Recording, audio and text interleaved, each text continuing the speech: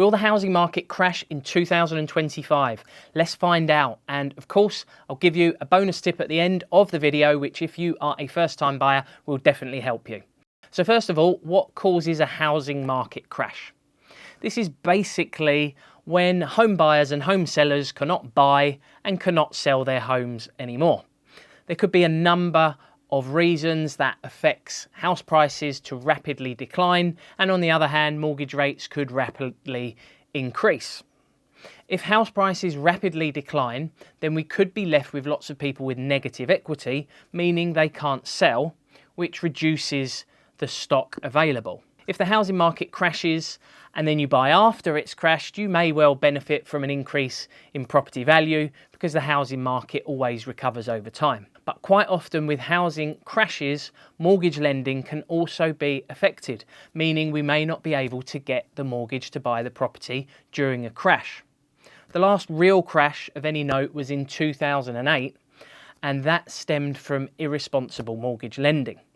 There's since been measures put in place so that hopefully doesn't happen again. We've had inflation, which has been at a very high rate in recent times. We've had the pandemic and various other things going on within the economy, such as other countries at war, Brexit, the cost of living crisis, all which can affect the housing and mortgage market.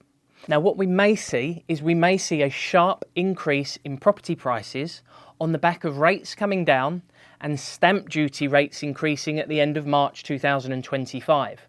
A seller knows that you're going to benefit from cheaper stamp duty rates before March 2025, so they're likely going to put their prices up. I can't see a housing market crash in 2025. Mortgage lenders are becoming more flexible, rates are coming down, and property prices have decreased 25 to 30% over the last couple of years. So I think that property prices will level out and start slowly increasing again. Inflation is much more at a sensible level, but we can never predict what's going to happen with the economy. Things can change very quickly. But as far as purchasing properties and obtaining mortgages, then I think 2025 is going to be better than 2024 for sure, as there's more mortgage options. Income multiples have increased and criteria has improved so that you'll be able to get onto the housing ladder. I think if you're a first-time buyer considering buying at the moment for more than £300,000, then just bear in mind if you complete after March 2025, you will have some stamp duty to pay. Currently, the threshold is up to £425,000, which will decrease back to £300,000 at the end of March 25.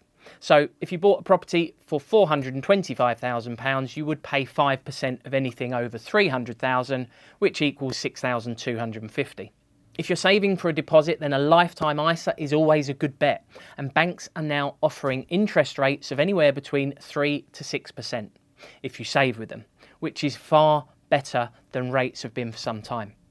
The history of the housing market shows that property always increases over time, and there's never been a period that has not happened. Sometimes we need a crash for everything to reset and then go again. My personal feeling is that home ownership is better than renting. Now, I know there's people that feel renting is better and, investing in property is what you should do, which I don't argue with.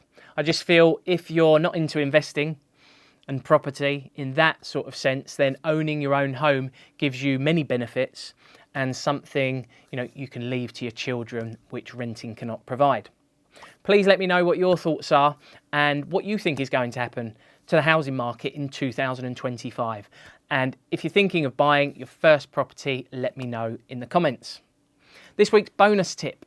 Did you know that many mortgage lenders, in addition to your basic income, will take child tax credits, child benefit, and even some elements of universal credits, personal independence payments, and maintenance, even if it's non-court ordered, and you've had it for at least 6 to 12 months, in addition to your employed income.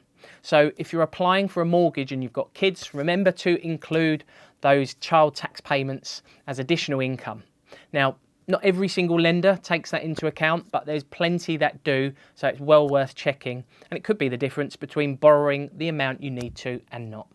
Mortgage warning. As a mortgage is secured against your home, it could be repossessed if you do not keep up the mortgage repayments. So thanks for watching today's video. Please check out the show notes for a recap with access to any links discussed today.